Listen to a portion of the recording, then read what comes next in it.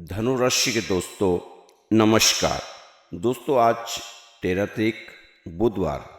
दोस्तों आप अपने काम में निरंतरता बनाए रखें, परिस्थितियों में सुधार देखने को मिलेगा। काम से जुड़े निर्णय आपको तुरंत ही लेने चाहिए, इसमें कोई आलस ना करें, क्योंकि पहले से ही चली आ रही अव्यवस्थित चीज़ों को अब दुरुस्त करने का अच्छा समय आ चुका है। अब कुछ सुधार होने की उम्मीद लगाई जा सकती है। दोस्तों इस समय आपको अपने स्वभाव में थोड़ा सा बदलाव लाने की ज़रूरत आन पड़ी है, क्योंकि आने वाला समय आपके लिए खास तौर पर फायदेमंद रहने वाला है। आपका आत्मविश्वास बढ़ेगा, जिसके चलते आप अपने रुके हुए कामों में गति देंगे तो आपके कार्य सफल होंगे। दोस्तों समय बहुत जल्दी गुजरता जा रहा है, इस समय का आपने सही इस्तेमाल करना है, इस समय को जाया बिल्कुल ना करें। दोस्तों ज़िंदगी बहुत महंगी है साहब, इसे मतलबी लोगों पर बर्बाद ना करें। कम शब्दों में गहरी बात करने की आदत अपनी बनाएं। दोस्तों भगवान के खजाने में अगर सबसे कीमती कोई चीज़ है तो वह है नाम की मुराद उससे मिलती है जो इसका अधिकारी होता है। नाम कोई बिल्ला ही कमा पाता है। तो इस समय अगर आपने नाम कमाना है तो आपको भगवान के नाम का सहारा जरूर लेना होगा। बिना उसके सहारे आपको कुछ नहीं मिलने वाला। आप आस पड़ोस, यार दोस्त, रिश्तेदारों में सभी सुख सुविधाओं को देखते हैं, तो आप भी चाहते होंगे कि मुझे भी वो सारी शह प्राप्त हो, लेकिन उसके लिए उसका क्या योगदान है वह वही जानता है कि उसने इसके लिए क्या क्या किया होगा। आप कोशिश करें कि आप अपनी ज़िंदगी को सही जगह लाने के लिए भगवान का नाम का सहारा जरूर लें। मुझे आशा है कि अगर आपने भगवान के नाम का सहारा लिया तो आप जरूर कामयाब होंगे। दोस्तों छोटा सा एक प्रसंग है। एक महात्मा जी रोज़ साथ संगत में आने वाले लोगों से एक दिन महात्मा जी ने कहा, मांग लो जो मांगना है, मैं भगवान के आगे अरदास लगाऊंगा। उसमें से एक भक्त खड़ा हुआ कि महात्मा जी मेरे घर गरीबी बहुत है, खाने तक के लाले पड़े हुए हैं। महात्मा जी ने कहा ठीक है, मैं अरदास लगाऊंगा और किसी को कुछ चाहिए वो भी खड़ा हो जाए। एक आदमी और खड़ा हो गया। महात्मा जी ने कहा कि तुझे भी धन चाहिए? नहीं महात्मा जी, मेरे पास तो भगवान का दिया इतना कि मेरी 7 पुश्तें भी ख़त्म नहीं कर सकती। तो फिर उसने कहा सब कुछ होते हुए भी मेरे घर में कोई औलाद नहीं। महात्मा जी ने कहा जा तेरे घर में जुड़वा पुत्र हो, मैं भगवान के आगे अरदास लगाऊंगा। वहाँ एक आदमी बैठा था, वह खड़ा हुआ कि आप तो रोज़ ही कहते हो कि भाग्य में जो होता है वही मिलता है, अगर इसके भाग्य में धन नहीं है तो कैसे मिलेगा, और इसके भाग्य में औलाद नहीं है तो कैसे मिलेंगे 2 पुत्र। एक भक्त और बीच में खड़ा होकर कहता है कि आप तो रोज़ ही कहते हैं जो किस्मत में होता है वही मिलता है, भाग्य से अधिक किसी को कुछ नहीं मिलता, तो भगवान इनको कैसे देगा, इनके मन की मुराद कैसे पूरी होगी आपके अरदास से। महात्मा ने कहा तेरे मन की भगवान के प्रति कुछ संशय आ गया है, तेरे मन में भगवान के प्रति कुछ संशय आ गया है, तू भगवान के प्रति संशय ना कर। महात्मा ने कहा हाँ सच में संशय आया है कि किताबों में पढ़ते आए हैं कि भाग्य से अधिक कुछ नहीं मिल सकता। चलो अगर धन था तो आपसे मांगने की जरूरत नहीं थी, अगर पुत्र उसके भाग्य में थे तो आपको माध्यम बना भगवान से मांगने की क्या जरूरत थी। महात्मा जी ने कहा बहुत अच्छा सवाल किया है, आज कईयों के मन के संशय दूर हो जाएंगे। अपने सेवादार को कहा कि कागज और स्याही लेके आओ। उनके थैले में एक मोहर थी, उन्होंने मोहर निकाली, कहा कि पढ़ो इस मोहर के अक्षर कैसे हैं। वो व्यक्ति बोला तो ये तो उल्टे हैं, पढ़े नहीं जा रहे। महात्मा जी ने उस मोहर पर थोड़ी सी स्याही लगाई और उस मोहर को कागज पर दबाया, छापा, पूछा अब बताओ अक्षर कैसे हैं। वो व्यक्ति कहता सीधे हैं। बोले भगत, महात्मा जी ने कहा हे बोले भगत, इसके अक्षर तो उल्टे थे, सीधे कैसे हो गए? वो जो आपने स्याही लगाई थी कागज पे उसी से सीधे हुए। तब महात्मा जी कहने लगे कि अपने सवाल का जवाब तेरे सामने आ गया। महात्मा बोले, जो भी जीव इस संसार में आता है उसके कर्मों की रेखा उल्टी होती है, लेकिन जिस वक्त यहाँ आकर भगवान चरणों में झुकता है, संगत की चरण धूल अपने माथे पर लगाता है, तो उनकी उल्टी रेखाएं भी सीधी हो जाती हैं। जहाँ तुम बैठे हो ना, ये मानसरोवर है, यह बैकुंठ है। इस मानसरोवर में सिर्फ हंस ही आ सकते हैं, कौवा बगला यहाँ नहीं आ सकता। इस मानसरोवर में भगवान का सत्संग रूपी सुख के मोती मिलते हैं। यहाँ कौवा बगले मेंढक नहीं आ सकते। सतयुग की संगत में भी वही आ सकता है जिसको भगवान खुद बुलाते हैं। और जहाँ नाम रूपी मोती प्राप्त होते हैं, भगवान के दर पर रोज आने वाली सत्संगियों की तकदीरें बदल जाती हैं। भगवान का सिमरन करने से तकदीरें बदल जाना ये पक्का है। भगवान से प्रेम करो, व्यापार ना किया करो। जो भगवान के साथ आकर व्यापार करते हैं ना वो मजदूर हैं, और जिन्होंने भगवान के साथ प्यार किया है वो भगवान के घर के मालिक बन जाते हैं। सुदामा की कुटिया से बाहर ब्राह्मण वैसे थे जो कृष्ण खड़े हो गए। जिन कृष्ण जी का दर्शन करने के लिए ऋषि मुनि तड़फ जाते थे, वह विदुर के घर और सुदामा के घर बाहर खड़े हैं, भीलनी के घर बाहर खड़े हैं। प्रसाद की कृपा से जान बचे लक्ष्मण के।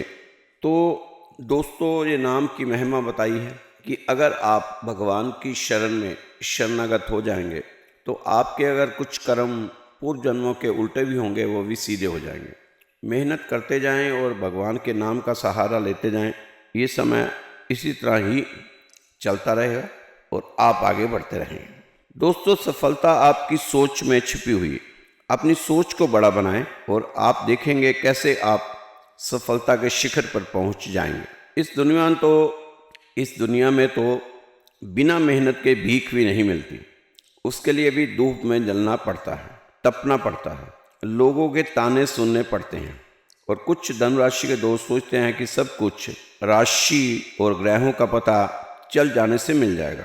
दोस्तों, ये ज़िंदगी इतनी आसान नहीं भाई, इसे आसान बनाना पड़ेगा। मेहनत करके रातों को जागना पड़ेगा, दुनिया के तानों को बर्दाश्त करना पड़ेगा। लोग आप पर हंसेंगे, लेकिन आप मेहनत करते रहना और भगवान का सहारा लेकर चलते रहना। अपने सपनों को पूरा करने के लिए आपको मेहनत करनी ही पड़ेगी, क्योंकि मेहनत ही एक रास्ता है जो आपको वो सब दे सकता है जो आप चाहते हैं इस ज़िंदगी में। इस ज़िंदगी से अगर आप इस समय कुछ बड़ा करना चाहते हो तो डर को छोड़ो, आलस को छोड़ो, बहानों को छोड़ो, तो इतिहास बनाएंगे। नहीं तो आप भीड़ का हिस्सा बनकर रह जाएंगे, लुप्त हो जाएंगे। दोस्तों, धीमे धीमे कदमों पर यूं मायूस ना हो मेरे दोस्तों, क्योंकि पहाड़ कभी दौड़कर नहीं चढ़ जाते।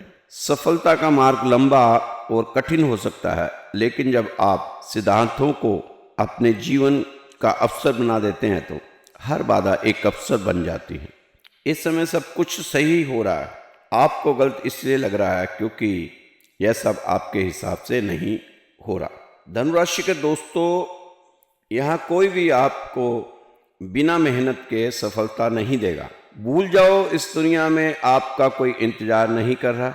अगर आपको अपने सपने पूरे करने हैं तो आपको खुद उठना पड़ेगा, खुद लड़ना पड़ेगा, खुद तपना पड़ेगा।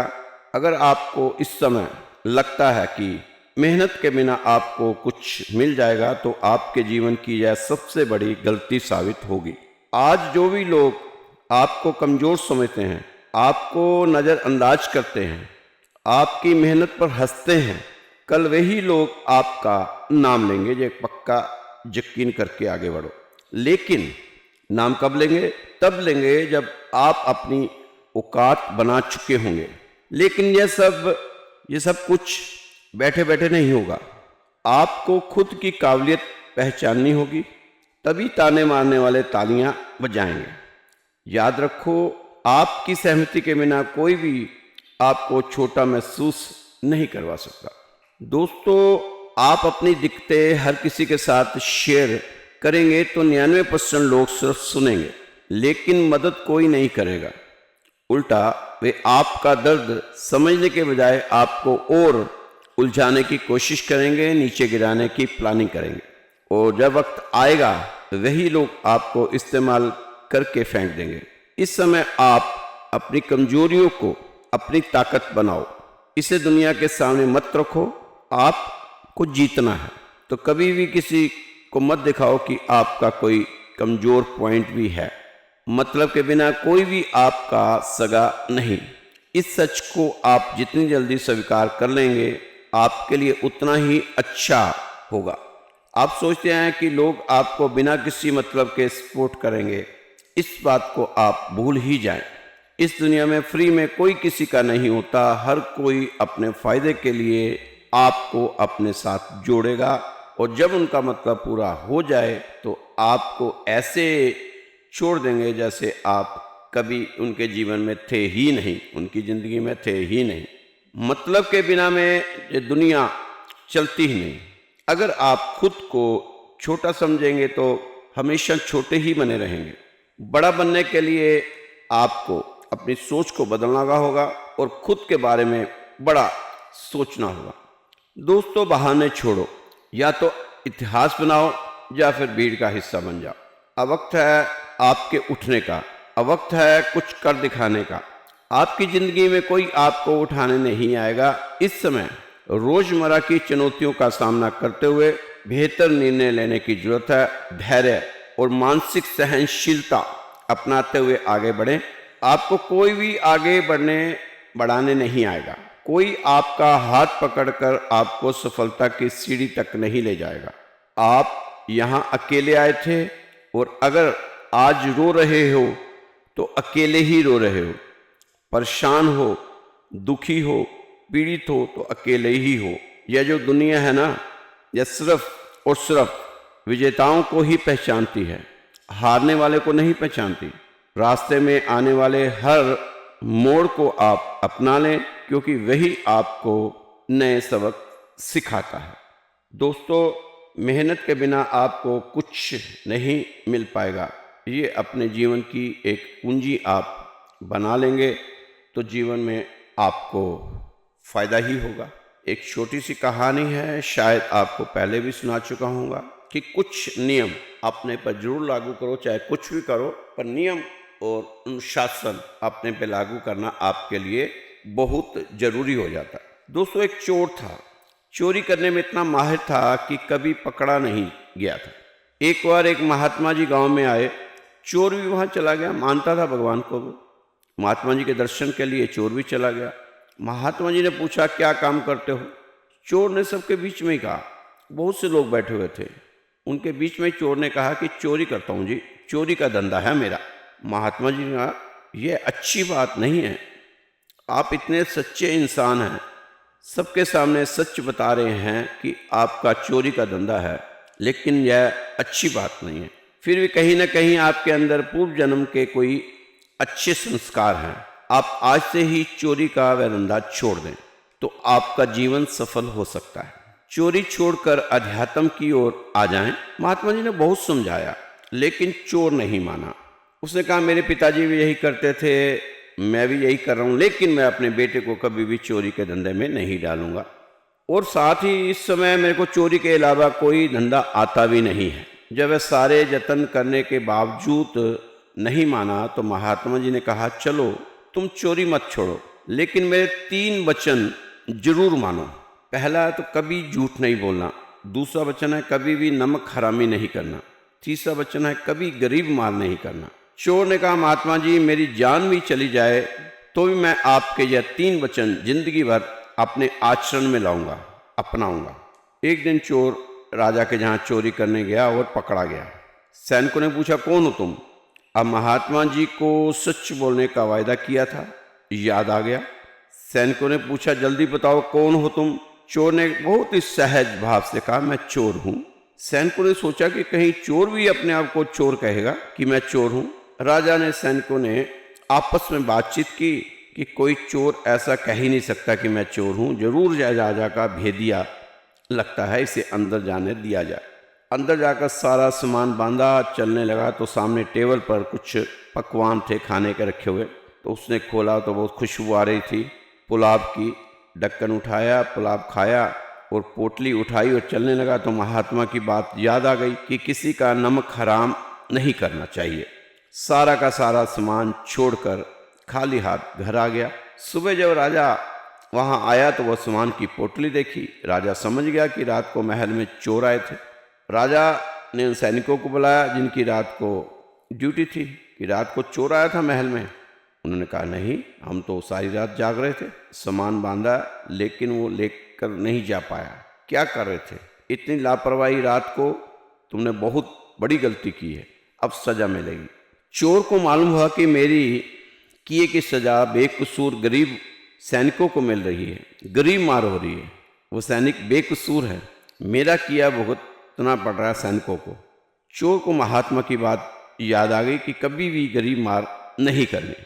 वह राजा के पास पहुंच गया और अपना जुल्म कबूल कर लिया कि रात महल में मैं चोरी करने आया था, यह सैनिक बेकसूर है। खुद को समर्पण कर दिया कि इनकी कोई गलती नहीं, इन्हें छोड़ दें, मुझे सजा दें। फिर पूरी बात राजा को सुनाई। राजा ने कहा सैनिकों को तो मैं छोड़ ही दूंगा, तुम्हें भी छोड़ दूंगा, पर तुम कृपा उस महात्मा का पता बताओ, वो कहाँ रहते हैं, उनके दर्शन मुझे भी करवाओ, जिन्होंने एक चोर को भी सही रास्ता दिखा दिया। उन महात्मा में बहुत शक्ति होगी। फिर राजा उस महात्मा के पास गया, उनसे आशीर्वाद लिया और चोर को अपने महल में ही नौकरी पे रख लिया। तो दोस्तों ये कहानी है कि अगर आप अपने आचरण को ठीक रखेंगे, नियम और अनुशासन से चलेंगे, तो ये जीवन में अब आपको कामयाब होने से कोई रोक नहीं सकता। ये समय आपकी कामयाबी का ही समय है। इस समय तो आप लाभ की स्थितियों पर फोकस बढ़ाएं।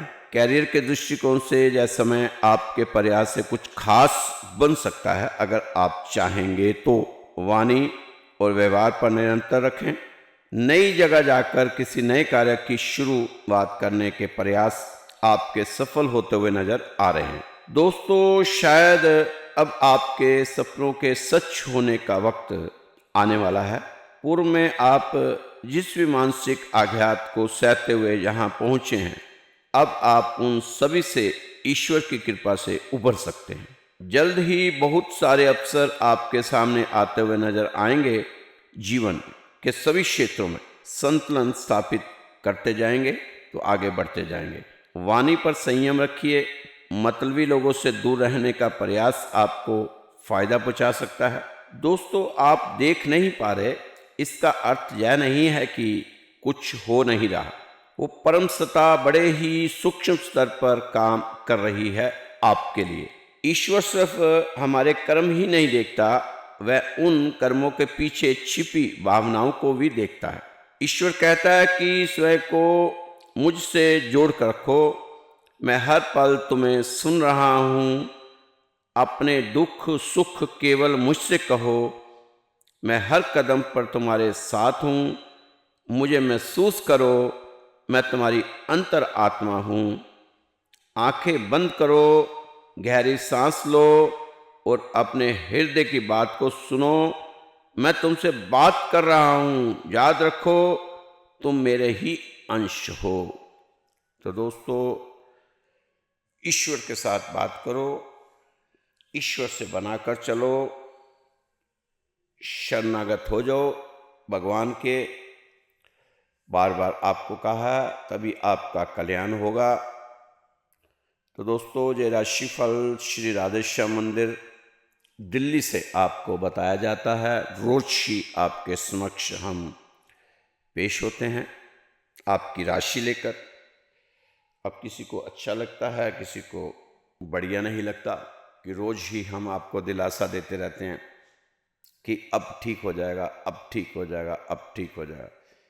तो दोस्तों जिन लोगों ने हमारे दिलासे को पॉजिटिव वे में लिया, उनके साथ तो अब ठीक हो ही रहा, क्योंकि उन्होंने अपनी सोच को पॉजिटिव बना लिया था और आहिस्ता आहिस्ता उनको पॉजिटिव रिजल्ट भी मिलते नज़र आ रहे हैं। क्योंकि हमें तो सब पता चल जाता है, बताते हैं लोग कि अब थोड़ी सी राहत है, पहले से राहत है। तो आप भी पॉजिटिव सोच बनाएं। अगर राहत पाना चाहते हैं तो यही सोचे कि हो जाएगा, मैं मेहनत कर रहा हूँ, मैं अच्छे कर्म कर रहा हूँ, भगवान जरूर इसका फल देगा। ये सोचते हुए ईमानदारी से आप मेहनत करते आगे बढ़ते जाएं। चमत्कार में बिल्कुल विश्वास न रखना, कोई भी चमत्कार नहीं होने वाला। ब्रह्मा विष्णु महेश तीनों भी आके आपको चमत्कार करके नहीं दिखाएंगे। वो आपसे चाहेंगे कि आप अपने कर्मों को सीधा करें, मेहनत करें और आगे बढ़ें। तो दोस्तों, मेरा व्हाट्सएप नंबर है 9315336907। ये नंबर सिर्फ अरदास के लिए है। अगर आप हमारे मंदिर में अरदास लगाना चाहते हैं खुशी की, तो ज़रूर याद कीजिए मुझे। आपकी मंदिर में सुबह शाम अरदास लगाई जाएगी और आपके लिए सुख शांति मांगी जाएगी भगवान से। जरूर भगवान सुनेंगे और आपकी सभी परेशानियों, तकलीफ़ों, दुखों, पीड़ाओं को दूर करेंगे। तो खुश रहें, मस्त रहें, स्वस्थ रहें, व्यस्त रहें, तंदुरुस्त रहें।